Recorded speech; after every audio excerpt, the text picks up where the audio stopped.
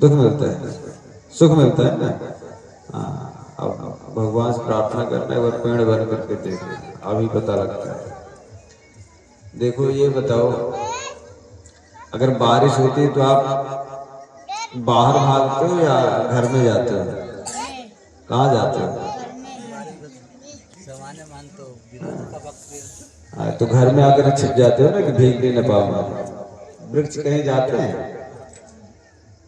अगर ठंडी होने लग जाती तो आप रजाई ओढ़ते नहीं ओढ़ते? ओढ़ते हो? कभी किसी दिन किसी वृक्ष के ऊपर लेकर के अपनी जैकेट पहना है किसी को? अगर जब धूप होने लग जाती है तो छाता लेकर के आप लगाते हो वृक्ष के ऊपर कि हे वृक्ष देवता, आप जो है गर्मी से बच जाओ। तो बताओ सुख कैसे आपने कह दिया सुख मिलता है? जब भगवान क्रुद्ध होते हैं जिस व्यक्ति के ऊपर, तो उसको सबसे पहले क्या बनाते हैं? वृक्ष बना करके खड़ा कर देते हैं।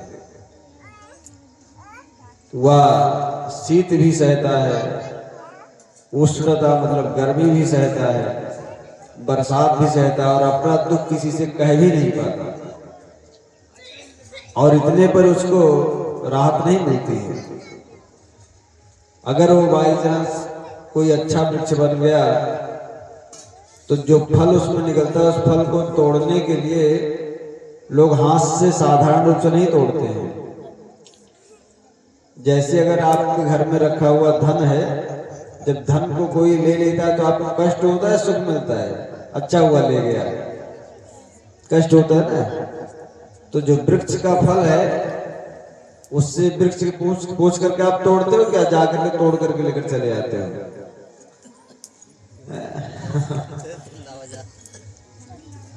उस फल को उससे बिना पूछे हम लोग तोड़ लेते हैं, जबकि विधान है अगर किसी पौधे का उसका पत्ता लेना हो, उसका फल लेना हो, तो सबसे पहले उस विनम्रता पूर्वक उस वृक्ष से प्रार्थना करना चाहिए कि मैं आपका पत्ता, आपका फल, आपकी जड़ की आवश्यकता है मुझे। आप नाराज ना हो तो मैं इस फल को या पत्ते को लेने के लिए मैं आपसे प्रार्थना कर रहा हूँ। इस विधान से फिर लेना चाहिए। लेकिन कभी व्यक्ति, क्योंकि वृक्ष को व्यक्ति ये मानता ही नहीं कि इसके अंदर भी कोई प्राणी होगा, तो जबरदस्ती उसका फल ले लेता है। मतलब उसका धन, वृक्ष का धन क्या है? फल, पुष्प, पत्र, ये उसका धन है, और उसको व्यक्ति जबरदस्ती छीन लेता है। और इतने पर ही उसका काम नहीं करता है।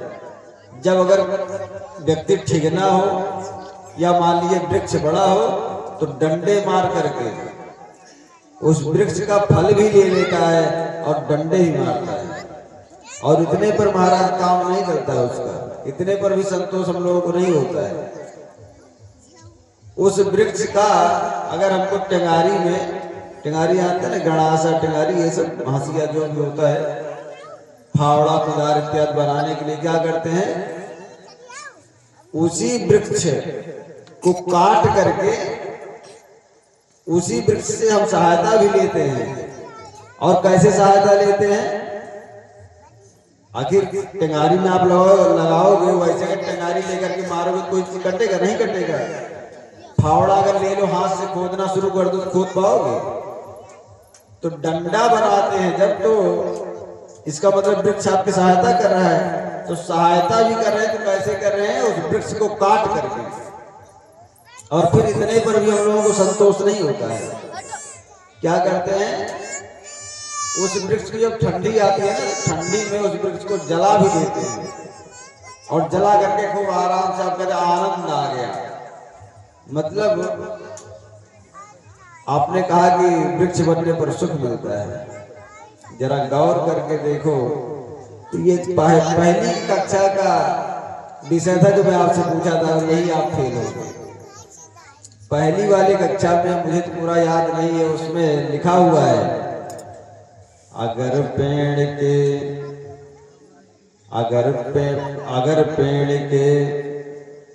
पैर होते ऐसे कुछ करके कि कितने मजे हमारे होते, अगर पेड़ भी चलते होते, हाँ याद आ गया, अगर पेड़ भी चलते होते कितने मजे हमारे होते। इन बच्चों से पूछे, इनको सबको याद होगा। लेकिन वह वृक्ष बेचारा अपनी इच्छा के अनुसार कहीं कुछ नहीं कर सकता है, और जब आपको धूप लगने लग जाती है तो आप उसके छांव में जाकर खड़े हो जाते हैं। आपको भूख लगती है तो आपको फल भी प्रदान करता है। आपको सोने के लिए कोई आसन नहीं मिलता है तो आपके लिए वो सोने का आसन भी बन जाता है। सब कुछ, भोजन बनाने के लिए जब कोई सामग्री नहीं होती तो वही वृक्ष आपकी सहायता करते हुए वो भोजन भी आपके लिए तैयार करता है। वृक्ष भोजन तैयार करता है कि नहीं? कैसे तैयार करता है? ये भगवान कैसी कथा अरे चूल्हा बनाते हो, चूल्हा में क्या लगाते हो? लकड़ी लगाते हो ना, तो वही तो है भोजन बनाना। अब ये मैं थोड़ी कह रहा हूं आकर के आपने दाल चावल से इकट्ठा करने लग जाता है। तो जो इतनी सहायता भी करता हो और उसके बावजूद वह हमेशा कष्ट को ही पाता रहता है। जब भगवान किसी के ऊपर क्रुद्ध होते हैं तो सबसे पहले उसको वृक्ष बना देते हैं, और उससे भी आगे जब बढ़ते हैं ना, जब वहां से उसका पाप कम होता है, जब उससे और आगे बढ़ते हैं तो क्या बनाते हैं? सबसे पहले कीड़े मकोड़े बना देते हैं। नाली इत्यादि कीड़े मकोड़े बन जाता है व्यक्ति। जब उससे व्यक्ति थोड़ा सा आगे बढ़ता है तब वह बड़ा जानवर बनता है। बड़ा जानवर मतलब जैसे हाथी, घोड़ा, गाय, बैल, भैंस, ये सब बन जाता है। उस जो पशु की योनियां है, पशु की योनियों में सबसे प्रथम योनि है बकरे की। इसीलिए वह पाप होता है, पाप की वजह से उसको कष्ट प्राप्त होता है। सबसे ज्यादा पशुओं में कौन काटा जाता है? तो ठीक ऐसे ही, ऐसे क्रम से बनता हुआ वह व्यक्ति मनुष्य योनि में आता है, और मनुष्य योनि में आता है सबसे पहले क्या बनता है? चांडाल बनता है। चांडाल किसको कहते हैं पता है? चांडाल उसे कहा जाता है जो, एक तो व्यक्ति अपने बेटे को चांडाल कहने लग जाता, तो वाला चांडाल नहीं।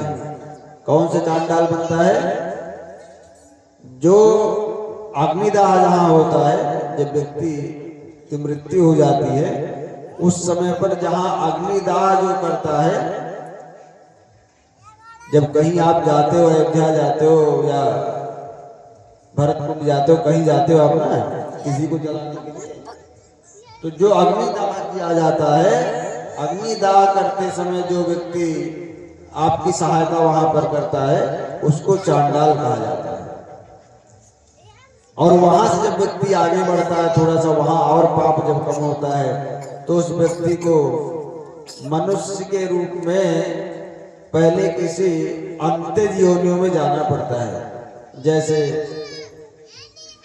जो बेचारे कम पढ़े लिखे लोग होते हैं, जो उतना शिक्षित नहीं होते हैं, उतने शरीर से उतने बलिष्ठ नहीं होते हैं, समाज में जिनका आदर सम्मान कम रहता है, और क्रमशः ऐसे व्यक्ति आगे बढ़ता हुआ जाता है। इसीलिए भागवत शास्त्र में कहा गया है, निर्देहमाद्यम सुलभम सुदुर्लभम मयानुकूलेन नभस्वतेरितम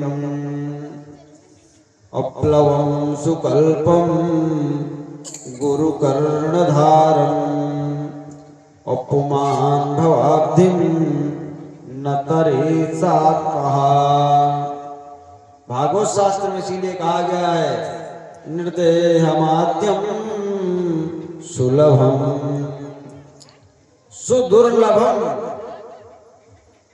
भैया अगर भगवान कृपा करें तो यह तन बहुत आराम से मिल जाता है। ये शरीर सुलभम आद्यम, सुलभ कब होगा, आराम से कब मिलेगा, जब आद्यम परमात्मा जब परमात्मा कृपा करेंगे तो ये शरीर बहुत आराम से मिल जाएगा, और अगर भगवान न कृपा करें तो कस्तु दुर्लभम, तब तो तुम लाख प्रयास करते रहो, वे तुमको ऐसे ही तमाम 84 लाख योनियों में ऐसे तुम भटकते भटकते मनुष्य बनोगे, और मनुष्य बनने के बाद भी तुम अगर कोई कृतज्ञ पाप कर्म कर दो फिर दोबारा से तुमको वृक्ष बनना पड़ेगा, ऐसे वो करते हुए आएंगे, कभी बुद्धि वाले मनुष्य आपको बनने ही नहीं देंगे।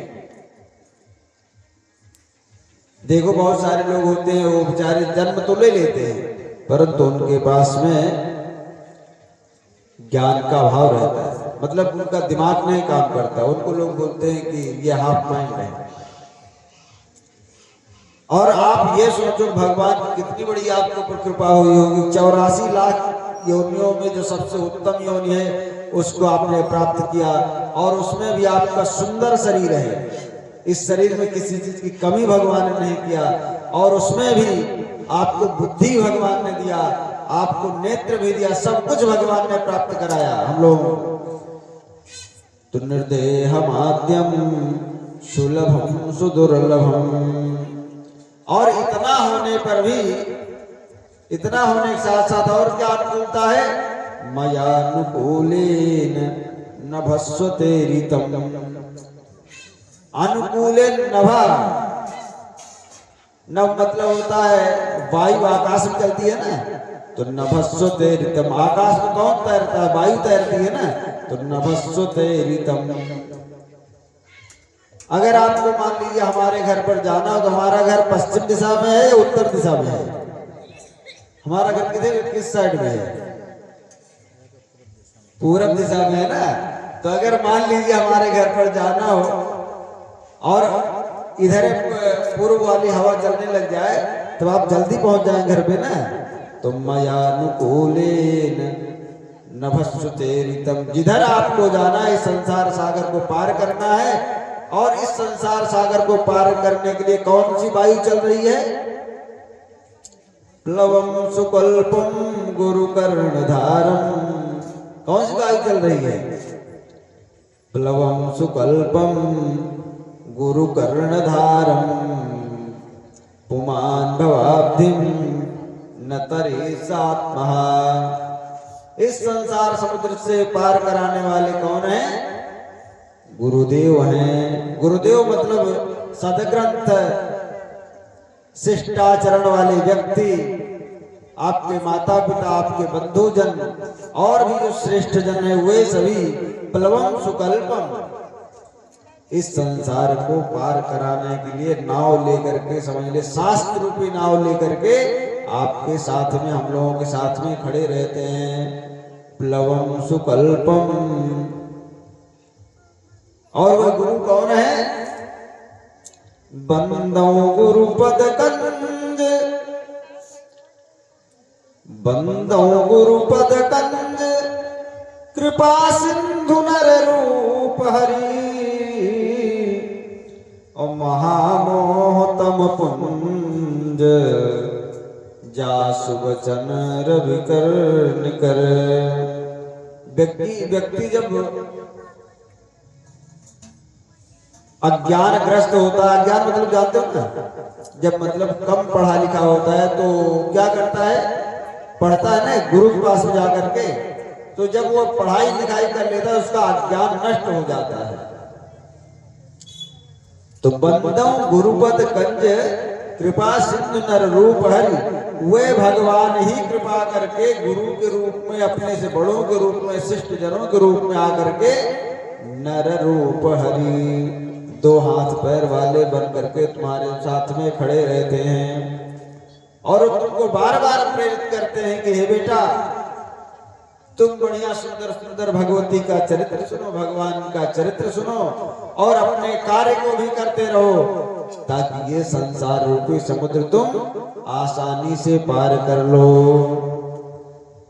और जो लोग इतना होते हुए भी अगर भगवान के चरित्र को सुनने में उनका मन न लगे तो उसे क्या कहा गया है, पुमान भवाब्धिम न तरे सात्महा, उसको क्या कहा गया है? न तरेत आत्महा। आत्मा मतलब अपनी आत्मा का हनन करने वाला, मतलब आत्महत्या करने वाला वही व्यक्ति है जो इतनी सुविधा भगवान देते हैं, उसके बावजूद भी इस सुविधा का लाभ नहीं उठा सकता। अगर इतनी सुविधा होते हुए भी अगर किसी व्यक्ति का भगवान कथा में, भगवान के चरित्र में मन न लगे, वो शिक्षा ग्रहण न कर सके, तो पुमान भवाब्धिम न तरे सात्महा। तो क्या है? वो समझ लीजिए कि संसार में आकर के अपनी आत्महत्या कर रहा है। और सबसे बड़ा पाप किसको कहा जाता है? सबसे बड़ा पापी व्यक्ति वही कहा जाता है कि जो आत्महत्यारा होता है। कल की कथा में मैं निवेदन किया था ना कि अगर मनुष्य का शरीर प्राप्त हो जाए तो अपने हृदय को कैसे करना चाहिए? अपने हृदय को कैसे करना चाहिए? भगवान की कथाओं को सुन करके, इन चरित्रों को सुन करके, चाहे जहां भी हो रही हो, बिना बुलाए जाना चाहिए। बुलाने का आशा नहीं रखना चाहिए। बिना बुलाए जाकर के वहां पर बैठ करके उस चरित्र को सुनना चाहिए। और श्रृण्वन्ति गायन्ति स्मरन्ति साधवा। सुनना चाहिए और सुनने के बाद भी क्या करना चाहिए? आकर के अपने घर में अपने बंधु बांधवों से उस कथा की चर्चा करना चाहिए। श्रृण्वन्ति गायन्ति। और जब बढ़िया बिस्तर पर लेटे तब क्या करना चाहिए? स्मरन्ति साधवा। उन बढ़िया सुंदर सुंदर कथाओं का स्मरण करना चाहिए, याद करना चाहिए कि मैंने क्या क्या सुना कथा में। और जब आप ऐसे अभ्यास करने लग जाते हैं तब क्या होता है? साधवा। आपके चरित्र में साधुता आ जाती है, आपके चरित्र में उत्तमता आ जाती है, उत्तम चरित्र हो जाता है। और भैया इस संसार में हम लोग क्यों जन्म लिए? मनुष्य क्यों बने हैं? चरित्रहीन बनने के लिए कि उत्तम चरित्रवान बनने के लिए? किस लिए जन्म लिए हैं? चरित्रवान बनने के लिए ना। तो आत्मा पुमान भवाब्धिम न तरे सात्मा। इसलिए अगर भगवान कथा कहीं हो रही हो, भगवती की अगर चरित्र कहीं पर भी सुनाई पड़ रहा हो, तो बढ़िया प्रेम से अपने कार्य को विराम करके, जो अति आवश्यक ना हो उसको विराम करके, और उसके बाद में बढ़िया आ करके भगवान का मन लगा करके अपना चरित्र सुनना चाहिए। क्योंकि जिनके श्रवण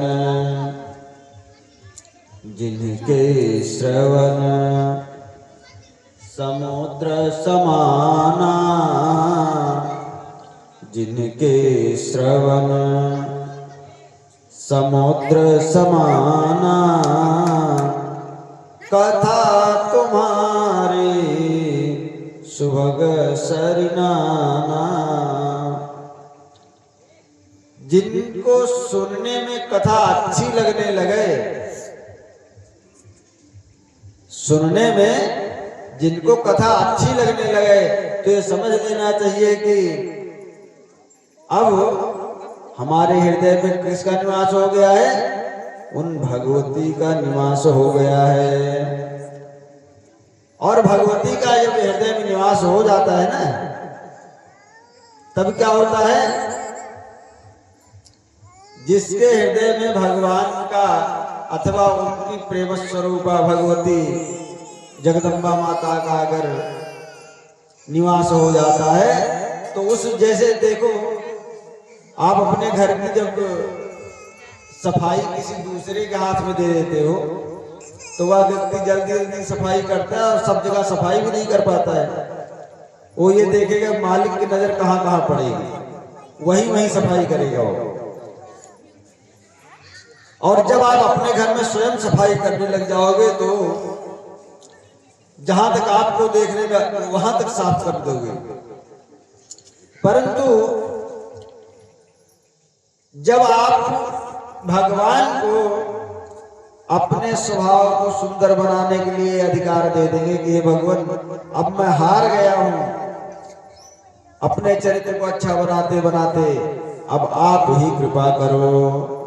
जब आप ये सोच करके और भगवान की कथा को सुनने लग जाते हैं, तब क्या होता है, भगवान के बहुत सारे मित्र हैं। भगवान के सत्यम शौचम दया दानम, ये सारे बहुत मोटे मोटे जो मित्र हैं वो भी सत्य, पवित्रता, दया, दान, ये सब भगवान के मित्र हैं। जब भगवान अगर हृदय में आएंगे, भगवती हृदय में आएंगे, तो ये भी साथ साथ उनके आकर के निवास करने लग जाएंगे। ये भी साथ साथ आकर के निवास करने लग जाएंगे। और जब वो जगत जननी अगर आकर के निवास करने लग जाते हैं, तब वहां पर कोई मानसिक जो पाप होता है वह भी नहीं ठहर सकता, क्योंकि जहां पर भगवान का निवास होगा, जहां पर भगवती का निवास होगा, वहां पर उनके बड़े बड़े जो सेवक हैं भगवान के ना, बड़े बड़े ऋषि मुनि, वे सब भी आकर के उसी हृदय में बैठ जाते हैं। और जब बड़े बड़े ऋषि मुनि आकर के हृदय में बैठ जाते हैं, तो आपको बार बार संकेत करते रहते हैं, देखो अगर तुम गलत चीज सोचते हो तुरंत बताते नहीं ये गलत बात है, ऐसे नहीं सोचना चाहिए। अगर तुम गलत काम करने के लिए जाते हो, तुरंत आपका मन प्रेरित करने लग जाता है, ये गलत है, इसको नहीं करना है। तो कौन करता है ऐसा? भगवान ही करते हैं ना। तो ऐसे जो देवी जी हैं, हम लोग उनके चरित्र को सुनने के लिए एकत्रित हुए हैं, और जितना मन लगा करके, इतना प्रेम से उनके चरित्र को सुनेंगे, उतना ही भगवती भी कृपा करेंगी। देखो, वैसे तो भगवान के पुत्र सभी हैं, भगवान के संतान सभी हैं, परंतु भगवान कृपा किसके ऊपर करते हैं? तो इसके लिए 3 साधन बताए गए। 3 व्यक्ति पर भगवान कृपा करते हैं। किसके किसके ऊपर करते हैं? एक तो पहले व्यक्ति हुए हैं कि जो निरंतर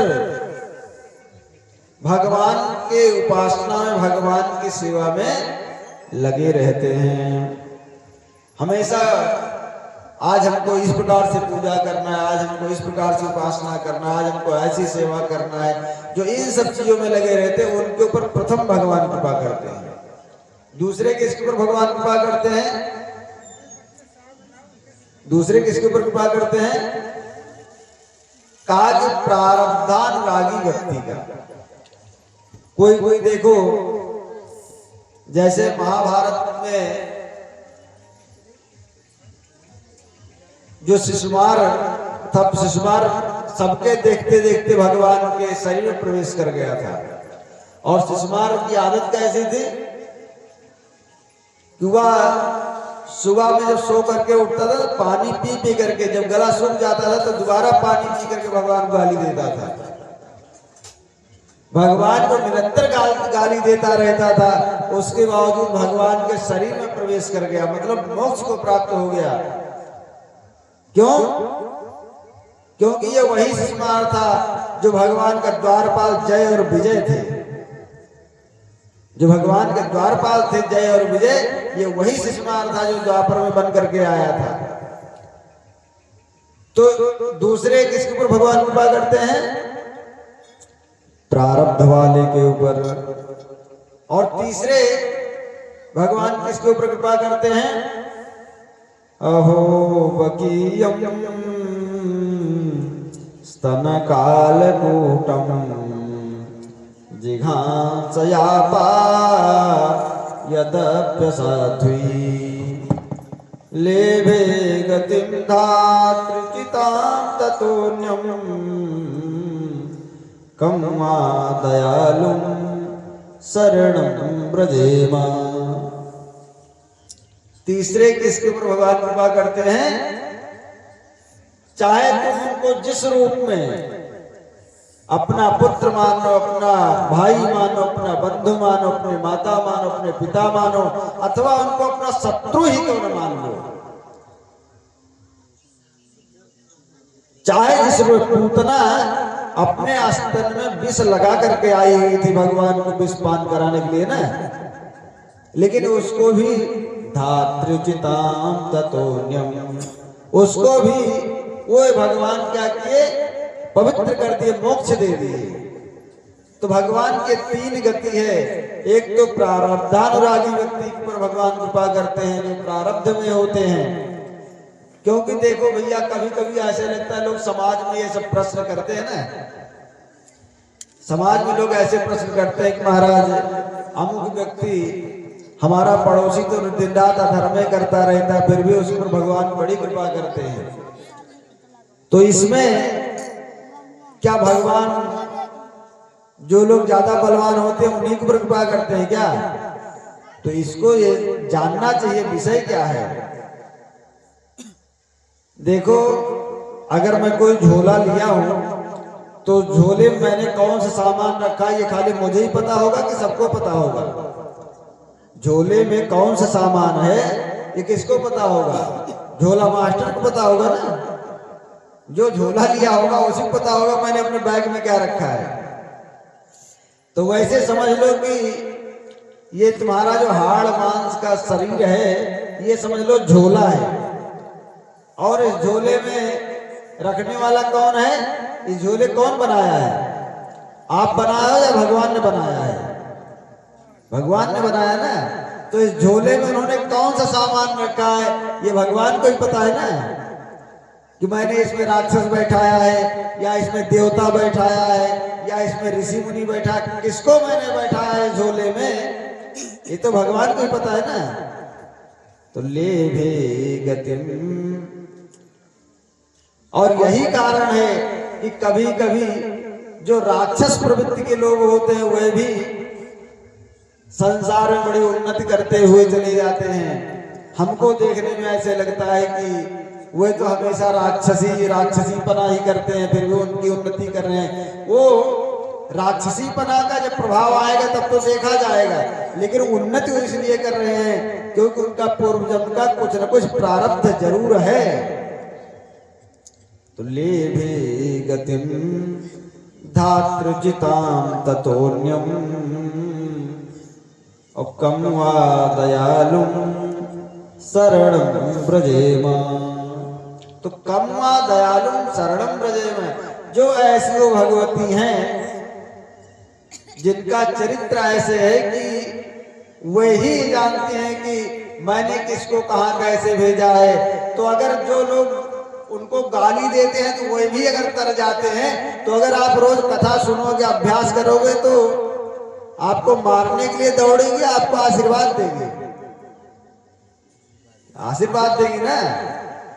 तो यही चीज अभी कहा जा रहा था, पुमान भवाब्धिम न तरी आत्मा, कि अगर भगवान ने कृपा कर दिया है और इतनी सुंदर अगर आपके ग्राम में, आपके क्षेत्र में अगर भगवान का चरित्र हो रहा हो तो उसका लाभ जरूर उठाना चाहिए। क्योंकि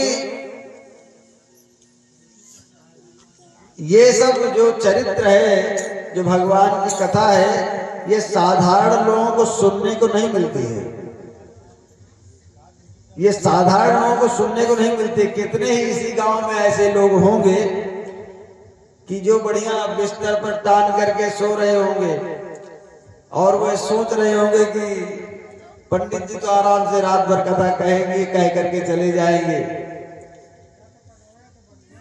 तो कुछ लोग ऐसे सोचते हैं कि तो इसका मतलब क्या है कि ये कथा उसी को सुनने को मिलती है भाग्योदयेन बहुजन्म समर्जितेन तत्संगमं च लभते पुरुषो यदा वै। किसको कथा सुनने को मिलती है?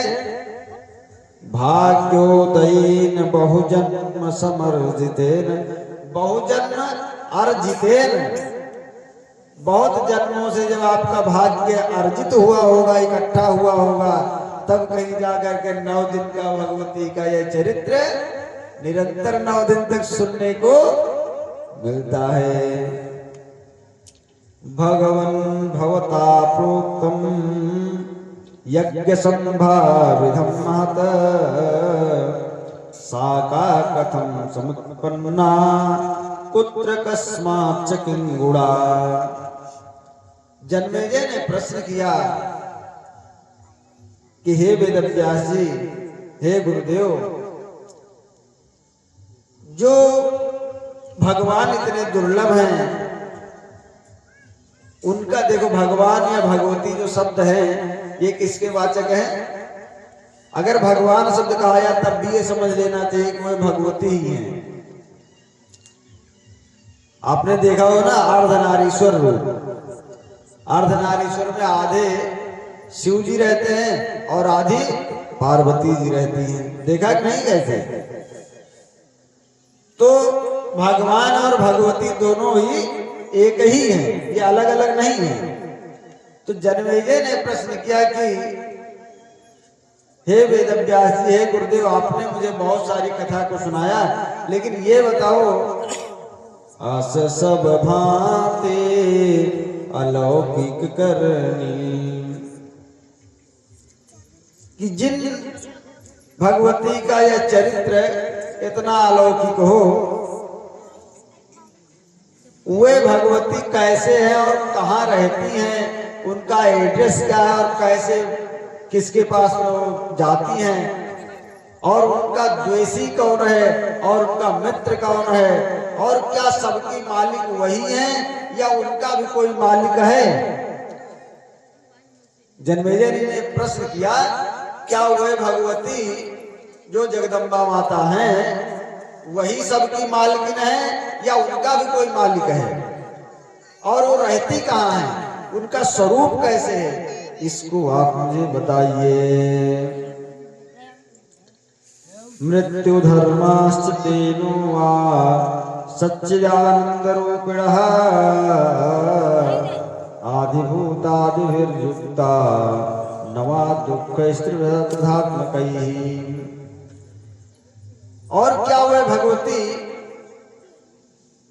जीती और मरती हैं?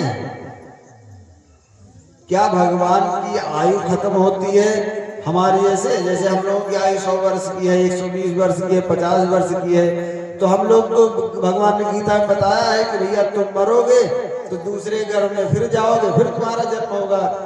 तो क्या वे देवी जी भी ऐसे मरती और जिंदा होती रहती हैं?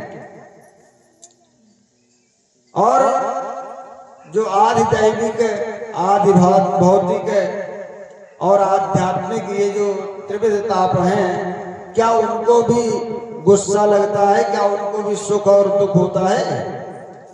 इन सब शंकाओं को आप दूर कीजिए।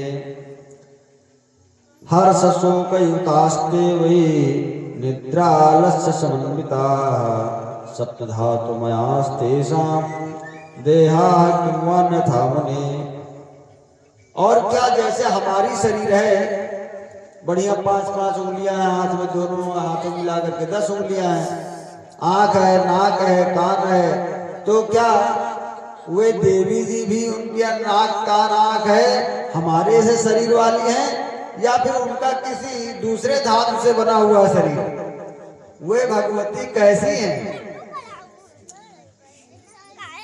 तब वेदव्यास जी कहते हैं, दुर्गमः प्रश्न भारोऽयं कृतो राजस्त्वयाधुना ब्रह्मादीनां समुत्पत्तिः कस्मादिति महामते।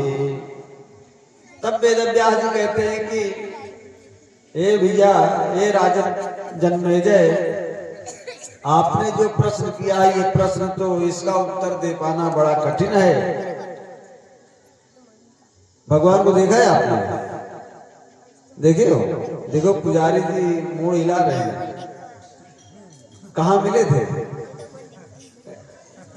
पुजारी तुरंत मोड़ हिलाते हैं, हाँ मैंने देखा है।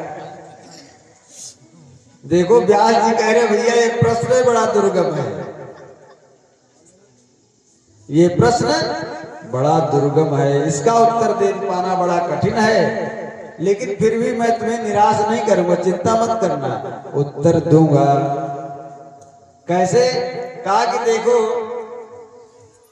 जो मैंने सुना है अपने गुरुदेव से, और जो हमारे गुरुदेव ने सुना है अपने गुरुदेव से, और जो उनके गुरुदेव ने उनको बताया, इसी क्रम से हम तुमको भी बता रहे हैं।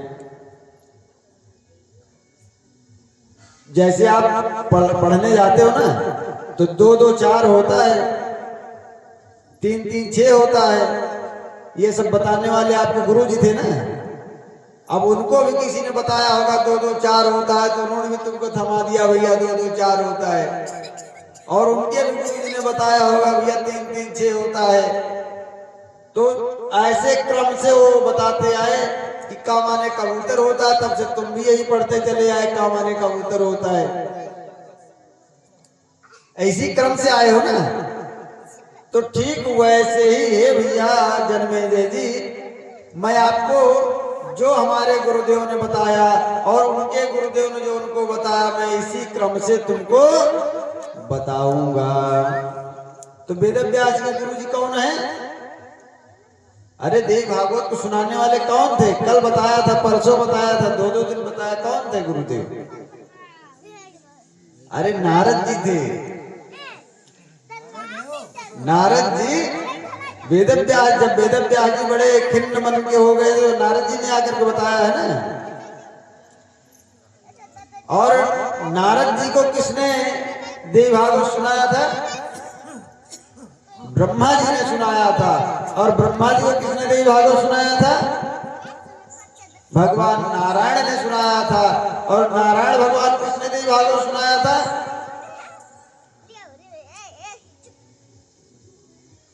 जगत जननी जगदम्बा माता ने सुनाया था। नारायण भगवान किसने सुनाया था? उन भगवती जगत जननी जगदम्बा माता ने सुनाया था। तो कहा भैया मैं जैसे सुना हूं वैसे तुमको सुना रहा हूं, तो सुनने में विश्वास है आपको कि नहीं है? देखो आजकल तो ऐसे हो गया माहौल के लोग अगर कथा सुनते हैं तो उनको ये लगता है कि ये सब बातें काल्पनिक हैं। कथा जब सुनते हैं तो उनको लगता है ये सब बातें काल्पनिक हैं। अभी जल्दी में एक महाशय मुझे ऐसे मिले थे, ऐसे तुलसीदास जी की चर्चा होने लगी, उन्होंने कहा महाराज तुलसीदास जी कभी पैदा ही नहीं हुए थे। तो मैंने उनसे पूछा, मैंने कहा भैया आपके जो बाबा जी के पिताजी थे वो पैदा हुए थे कि नहीं? अरे वो बिना पैदा हुए हम लोग आ गए क्या? तो मैंने कहा तुम अपने बाबा जी के पिताजी को देखे थे क्या? तो नहीं देखे थे, तो इसका मतलब वो भी पैदा नहीं हुए थे। जिसको तुमने देखा नहीं इसका मतलब पैदा हुआ नहीं। तो जो इस प्रकार के लोग हैं उनको समझ में नहीं आएगी ये कथा। किसको समझ में आएगी? जैसे कुल्फी प्रवाह वाले लोग हैं, जहाँ पंडित जी जो बताएंगे वो सही सही बताएंगे और उस पर हम विश्वास कर लेंगे। हाँ ये देखो ऐसे कह रहे ना। हाँ तो इनके जैसे जो कथा श्रोता होंगे उनके समझ में आने लग जाएगा। दृष्ट्वा हम मुदिता भूत्वा पादयोर्पतम मुने तेना गप्त समीपेश संविष्टश्च वरासने। कहा भैया एक बार हमारे जो गुरुदेव हैं नारद जी, जब हम बड़े चिंतित मन से बैठे हुए थे और हमको कुछ समझ में नहीं आ रहा था, तब वे नारद जी आए और हमको बड़े चिंता में देख करके उन्होंने हमारे सिर पर हाथ रखा और उसके बाद वे हमसे पूछने लगे कि बेटा वेदव्यास तुम इतना चिंतित क्यों हो? तो जब मैंने अपने गुरुदेव को देखा तो सबसे पहले उनकी स्तुति किया, सबसे पहले उनको पाद चुन्नी कराया, उसके बाद उनकी स्तुति किया। तो स्तुति कैसे, अगर कोई व्यक्ति आ जाए, जब आपके गुरु आते हैं, आपके भगवान आते हैं किसी घर में, कोई अतिथि आता है तो स्तुति करते हो नहीं करते हो? करते हो? कैसे करते हो स्तुति? अरे हाल चाल पूछते हो ना, तो हाल चाल पूछने का नाम ही स्तुति है। तो उस टाइम पर जो स्तुति थी वो थोड़ा लंबी चौड़ी थी। आइए हम लोग थोड़ी सी स्तुति करते हैं, ठीक है ना? हमारे साथ में आप लोग भी स्तुति करिएगा। हे मेरे गुरुदेव करुणा, हे मेरे गुरुदेव करुणा, सिंधु करुणा कीजिए। हे मेरे, आप लोग हमारे साथ गाइएगा। हे मेरे गुरुदेव करुणा, सिंधु करुणा कीजिए। हे मेरे, हूँ अधम आधीन शरण, हूँ अधम आधीन शरण, अब शरण में लीजिए। हे मेरे गुरुदेव करुणा, सिंधु करुणा कीजिए। हे मेरे गुरुदेव करुणा, सिंधु करुणा कीजिए। खा रहा गोते हूँ मैं भव सिंधु की मझधार में, खा रहा गोते हूँ मैं भव सिंधु की मझधार में। आसरा है दूसरा कोई ना इस संसार में। हे मेरे गुरुदेव करुणा, सिंधु करुणा कीजिए। हे मेरे गुरुदेव करुणा, सिंधु करुणा कीजिए।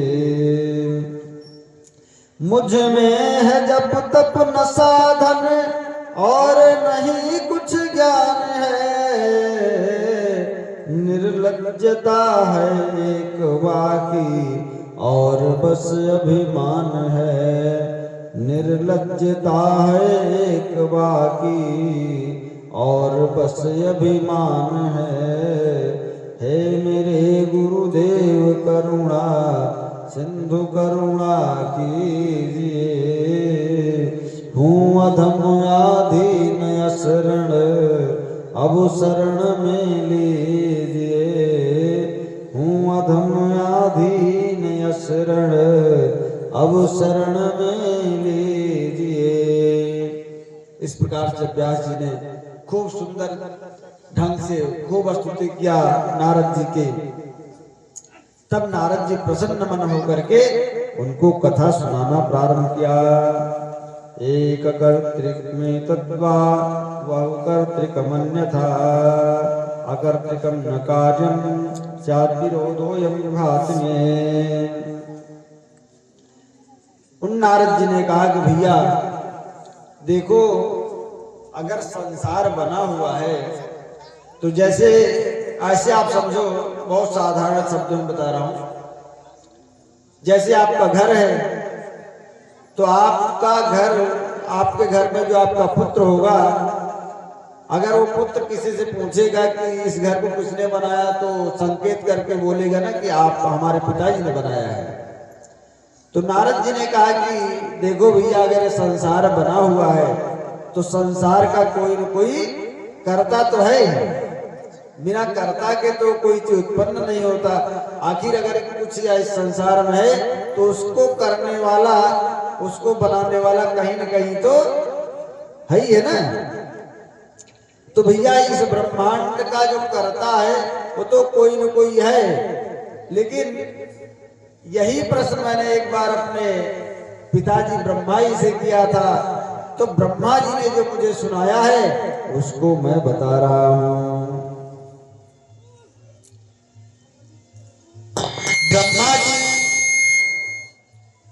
ब्रह्मा जी ने जय श्रीमंडार सीताराम सीताराम सीताराम जय सीताराम सीताराम सीताराम सीताराम जय सीताराम। गौड़ रामचंद्र भगवान की। कहा एक बार मैंने अपने पिताजी से ब्रह्मा जी से पूछा कि हे पिताजी ये बताओ, मैंने तो ये देखा है कि पूरा संसार आपसे ही उत्पन्न हुआ है, समस्त प्रजा के ईश्वर कौन है? ब्रह्मा जी हैं। समस्त प्राणियों के ईश्वर कौन है? ब्रह्मा जी हैं। परंतु मैं जब शैव भक्तों के पास गया तो वहां पर उन लोगों ने बताया नहीं नहीं, सबके स्वामी ब्रह्मा जी नहीं हैं, सबके स्वामी कौन है? शिव जी हैं।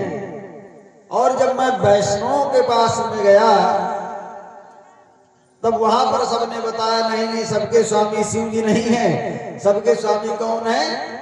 ब्रह्मा जी हैं। जैसे कोई अयोध्या में आ जाए अगर, तो अयोध्या में वो कीर्तन करेगा श्री राम जय राम, लेकिन वही व्यक्ति अगर वृंदावन चला जाएगा तो वहां पर हरे कृष्णा कृष्ण कृष्ण हरे हरे वहां पर। और अगर कोई बनारस चला जाए तो हर हर महादेव। तो ये बताओ, अगर ये कोई आपसे पूछे कि इसमें तीनों में ये बताओ कि सबसे बड़ा कौन है, सबका मालिक कौन है, तो किसके बताओगे? तो कहा कि मैं जिससे मिला। और कुछ लोग तो ये कहते हैं, हे पिताजी, कुछ लोग तो ये कहते हैं कि सबकी जो जगत जननी है, जो अधिष्ठात्री है, वो भगवती जगदम्बा है। और महाराज उससे भी आश्चर्य वाली बात है, कुछ मूर्ख प्राणियों से मैं मिला और वो लोग कह रहे थे कि नहीं नहीं, ये संसार अपने आप में पैदा होता है, अपने आप में सब खत्म होता रहता है, इसके न कोई पिता है न कोई माता है। कोई लोग कहते हैं ना कि संसार में कोई भगवान नहीं होते। तो हे पिताजी ये बताओ, आखिर इसका रहस्य क्या है? तब ब्रह्मा जी ने कहा, भैया यज्ञाधीशं सुराधीशं त्रिलोकेशं सचीपतिं यज्ञानं च भोक्तारं सोमपं सोमप्रियम्। तब ब्रह्मा जी ने कहा, भैया ये जितने देवता दिखाई पड़ते हैं, मतलब हम लोग जितने दिखाई पड़ते हैं, चाहे ब्रह्मा जी हुए, चाहे विष्णु जी हुए, चाहे शिव जी हुए, चाहे वरुण देवता हुए, चाहे इंद्र देवता हुए, चाहे पवन देवता हुए, जितने भी देवता दिखाई पड़ते हैं, ये सब किसके अधीन है? का उन भगवती जगत जननी जगदम्बा के अधीन है। एक बार क्या हुआ कि मैं भगवान नारायण के पहले भगवान शिव जी के पास में गया तो शिव जी के देखा कि वे भी भगवान के ध्यान में मस्त थे। मैंने उनसे पूछा तो हमको लेकर के भगवान नारायण के पास में गए। और जब नारायण के पास में गया तो नारायण को भी मैंने देखा, वे भी किसी के ध्यान में मस्त थे। तो हम तीनों ने निर्णय लिया कि आज चलो ये देखा जाए कि हमको भी चलाने वाले देवता कौन है, हमको भी चलाने वाले देवता कौन है। चलो आज इसका निर्णय किया जाए, चलो आज देख करके आते हैं कि हमको भी चलाने वाले हमारे माता पिता कौन है। अनीश्वरमिदं सर्वं ब्रह्मांडमिति केचन न कदापि सजन्यं यज्जगदे चिंतितं को धर्मः कीदृशो धर्मश्चिह्नं नयोपलभ्यते देवा सत्वगुणोत्पन्ना सत्य धर्म व्यवस्थिता। और यदि अगर इस संसार में कोई ना होगा मालिक, अगर इस संसार में कोई मालिक ना हो, तब तो फिर महाराज धर्म किसके बल पर किया जाएगा? अगर कोई व्यक्ति ये कहा है कि नहीं संसार में कोई देवता नहीं है, इस संसार का कोई मालिक नहीं, कोई भगवान नहीं होते, तो उससे ये पूछो वो सत्य अगर बोलने की, बहुत लोग कहते हैं खाली अच्छा अच्छा काम करो लेकिन भगवान नहीं होते हैं, तो उनसे ये प्रश्न है, पूछो उनसे कि अच्छा काम तुम करते किसके लिए हो? अच्छा काम करने के पीछे तुम्हारा उद्देश्य क्या है?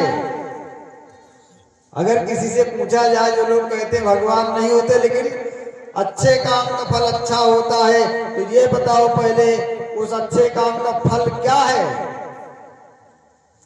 उस अच्छा काम को करने के लिए तुम्हारा उद्देश्य क्या है? उस अच्छे काम के पीछे कारण क्या है? तो वो क्या उत्तर देंगे? देखो, अगर कोई ना होता इस संसार में, तो धर्म जो आप करते, सत्य बोलते, तो किसके आधार पर बोलते? तब तो झूठ बोलने वाला भी स्वतंत्र होता और सत्य बोलने वाला भी स्वतंत्र होता। लेकिन ऐसा क्या होता है कि अगर कोई व्यक्ति आपसे झूठ बोले तो आप पलट करके उसको झापड़ मारने लग जाते हैं? क्या कारण है? को धर्मा कीदृशो धर्मस् चिन्हं नयोपलभ्यते देवा सत्व गुणोत्पन्ना सत्य धर्म व्यवस्थिता। और यदि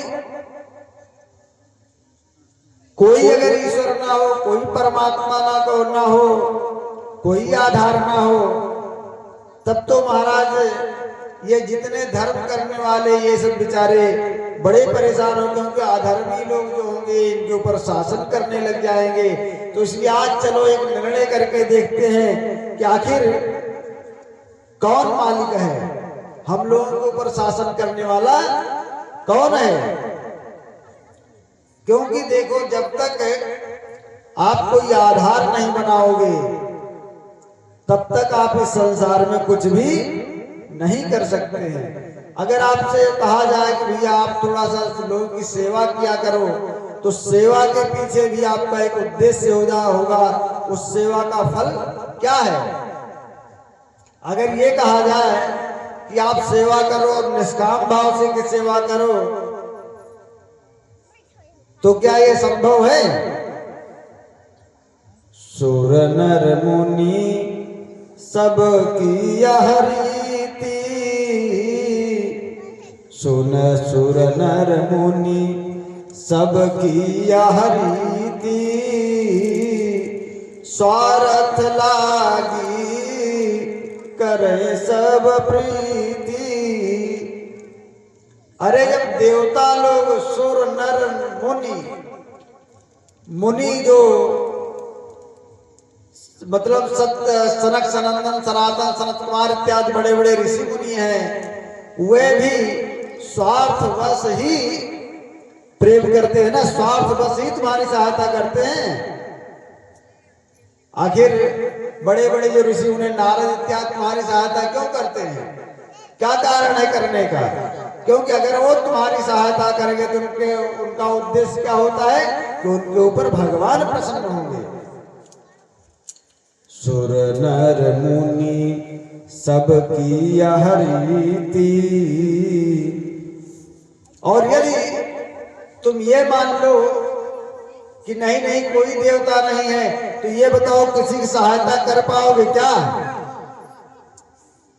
अरे तुम्हारे मन में सबसे प्रथम प्रश्न उठेगा, कमा करके मैं पूरे दिन भर 8-8 घंटे मेहनत करके कई 1000-500 रुपए लेकर के आता हूं, तो इससे मैं दूसरों की सहायता कैसे कर सकता हूं?